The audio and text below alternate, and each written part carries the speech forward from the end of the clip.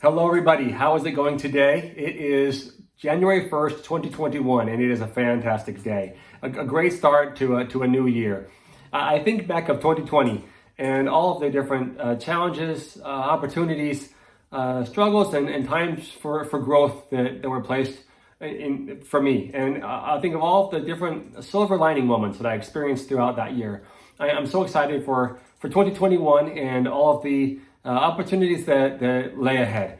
I have a quote that I want to start with today, and that quote is, "The most creative act you will ever undertake is the act of creating yourself." Again, the most creative act you will ever undertake is the act of creating yourself. And I think, when I hear that, I think of, it reminds me of the Ragnar relay. That was a relay race that I was blessed to take part in over 10 years ago at a company that I was working with at the time. The Ragnar, it's for those of you who don't know it, it's a 200-mile relay that takes place over a 24-hour period. When I first heard about it, I thought there's no way I'm running in a 200-mile relay. And then I learned that there's teams of 6 to 12 people. You break the relay race out into many different segments, anywhere from 1 mile to 10K. Some of them on flat pavement, some of them on off hill, grass, dirt, and everybody's takes their turn throughout the time until you start and finish. And when we did it, we got together as a team the first day, and we laid out the different places we need to run, and we decided who would run what part, determined by that person's level of ability. And then we got together and started practicing. Now we had, I want to say, 6 months to prepare for this race. So the first thing I did was go out and buy a new pair of tennis shoes.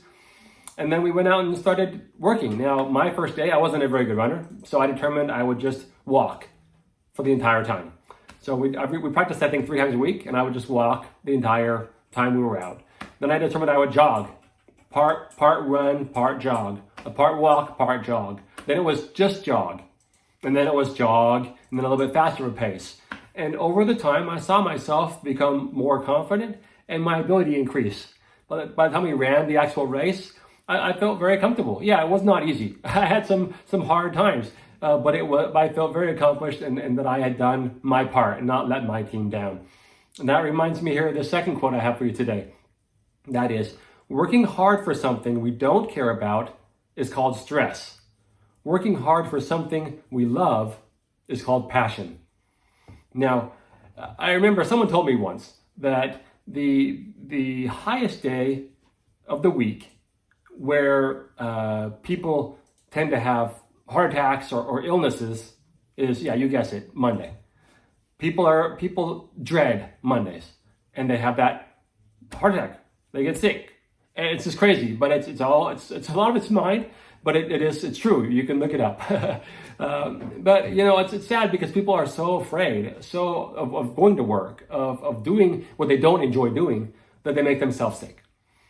And it says here, working hard for something we don't care about is stress. It is that very thing. Working hard for something we love is passion. Now, we may not be able to change our job. I hope we can, but we may not be able to. But if we can't, let's look at something else to have passion in.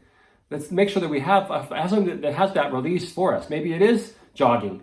Maybe it is playing golf. Maybe it's fishing. Maybe it's going with the family out and go camping or going bowling. Maybe it's watching movies. Whatever it is, let's make sure that we have that thing in our house in our life that we do love and can put our passion into. Now, as we make goals in moving forward for this year, 2021, let's think about what we can do to help make our lives a little bit lighter.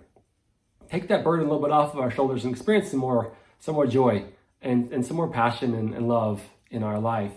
That brings me to my next quote.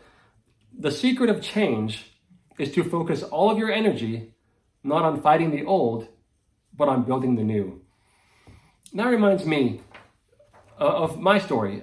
Again, I talk about this quite a bit, and I probably will more in the future, so bear with me.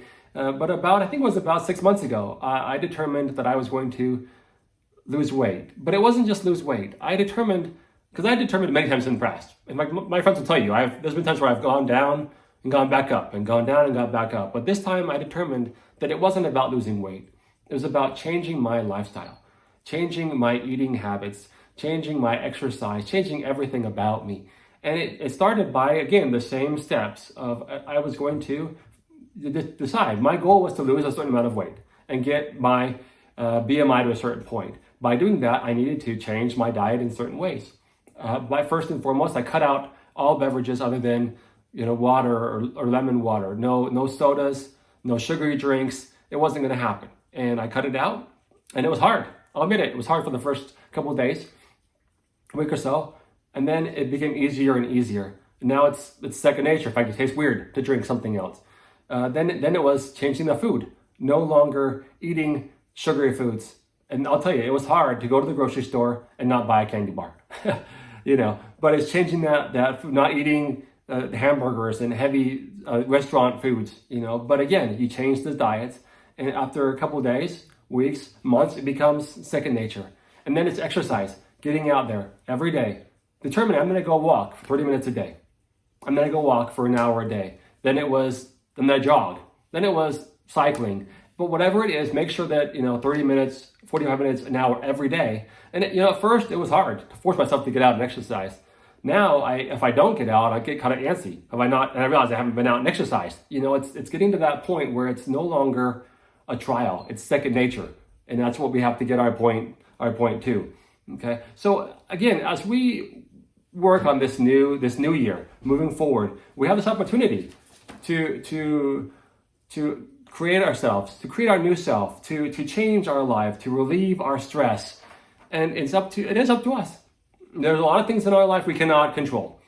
But the one thing we can, again, are our outlook on life.